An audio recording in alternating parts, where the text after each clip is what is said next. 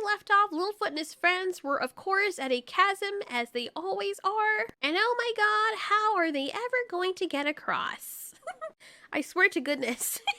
In every single one of these movies, I feel like how Petrie looks. I get it, this is supposed to be aimed for a younger audience, but you'd think that they'd at least be a little bit more creative with how they get across. At least Sarah does lend some insight, which actually makes sense instead of, I don't know, risking their lives. We don't have to go across. We can follow it to the Long Valley. So that's a good idea, right? Isn't that an amazing idea? So they don't have to risk their lives and die? I would think so. But oh no, we have to go across. Not like if you slip or mess up or something happens to you, let's just assume that they don't know they have plot armor. You could fall to your death and your dad doesn't get helped regardless. Not to mention, you're putting your friends in danger. Yes, they decide to come with you, that's great and all, but they're still there and you're putting them in danger. Maybe you can make it across, but what if one of them slips? Oh, but this is the excuse. That will bring us to the Fire Mountain. Even if the Long Valley does go there, that will take longer. We've got to cross now. Jesus Christ. Jesus Christ, who ate pepperoni pizza and now makes me want pizza very badly. Also, what is going on with... What is going on with Spike's back? Is it having an erection? What the hell is going on, Spinosaurus? I thought it was just an extension of Ducky, but then I looked down and I'm like, okay, it is really raised all the way high up there. You're a Stegosaurus. You're not supposed to have some big-ass Kraken Cthulhu tentacle growing on your freaking dorsal side. That's just so odd to look at. You think I'm being unreasonable? Look at how he looks otherwise.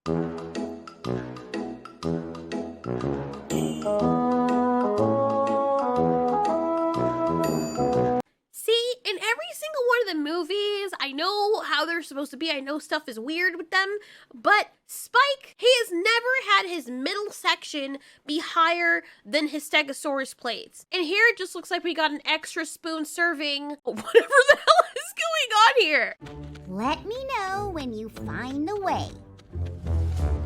Oh my freaking god. You know, I'm growing very weary of this, and you guys want me to do the TV shows. I don't know if I can do this, man. I can't. I can't.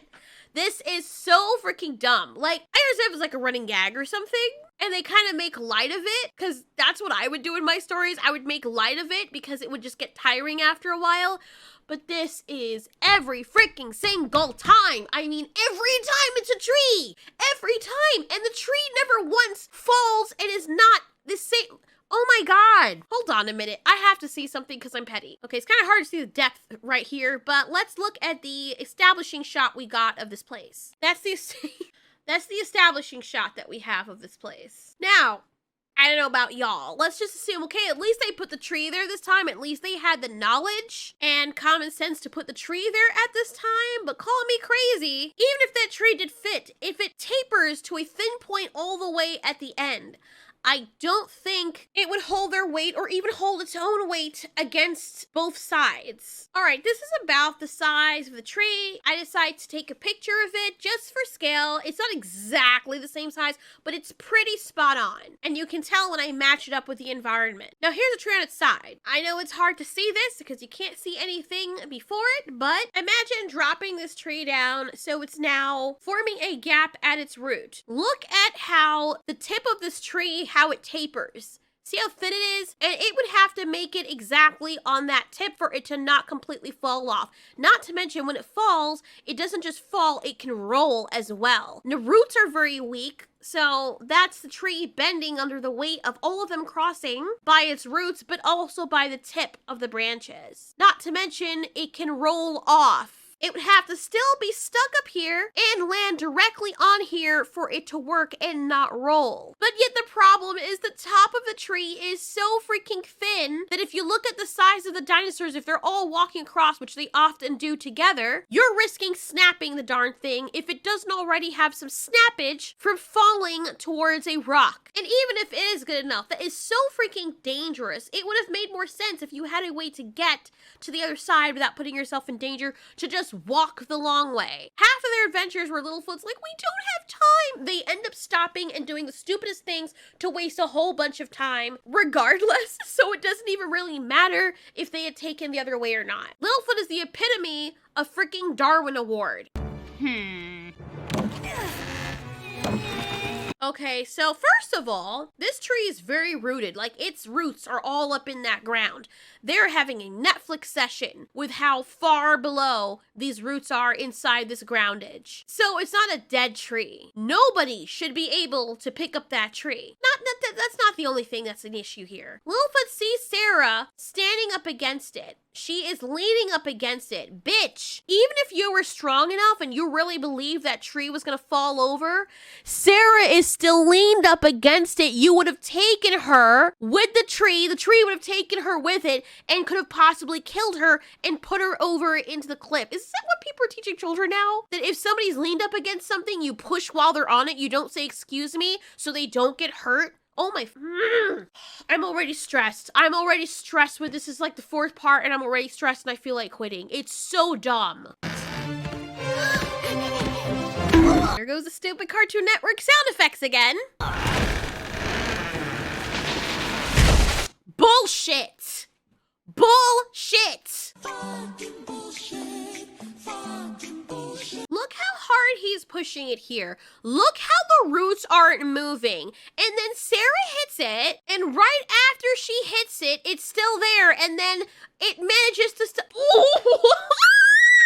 Jesus Christ, I cannot stand foolishness. When she hits it, check that out. It's wiggling. Wiggle, wiggle, wiggle. It didn't go anywhere. Oh my God. It didn't go anywhere. So how is it in the next scene, all of a sudden, it's falling? Oh my God. Oh God. At least the other trees in the other movies were dead. This was a lively tree that went nowhere when Sarah hit it and it just falls. Look at her dumbass face. Just sitting there like, oh shit, I did it. I know I shouldn't have, but some magical fart force in the fucking fart air made it possible for it to fucking fall down.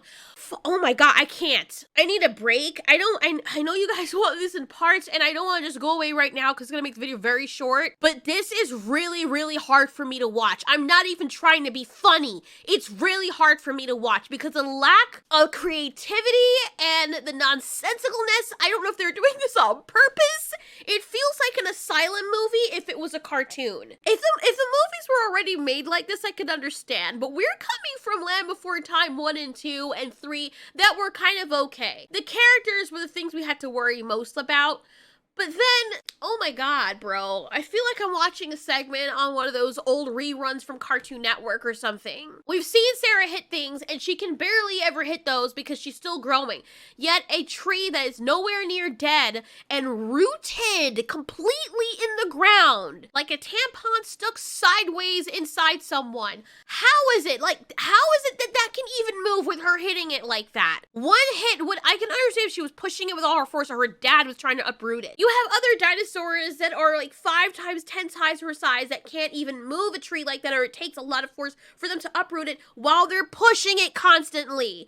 Yet she just smacks it and it's like, oh, you got me. Oh, and just, oh God, I can't take this anymore, bro. I can't take this anymore. It's so freaking stupid. It makes me mad. What have they done to these characters? Seriously, what have they done? The stupidity, bro. The stupidity is just... oh God of mercy. And what the fuck is it resting on? Because it fell. Understandably, they at least animated the rocks falling away from the root. Look at the root. See where it is? At the very edge. Sorry, I'm yelling. I shouldn't be yelling. It's at the very edge of this cliff. The rocks fall down. The fuck is the root attached to? All of this fell down from underneath it. So technically, it's holding itself up in the air?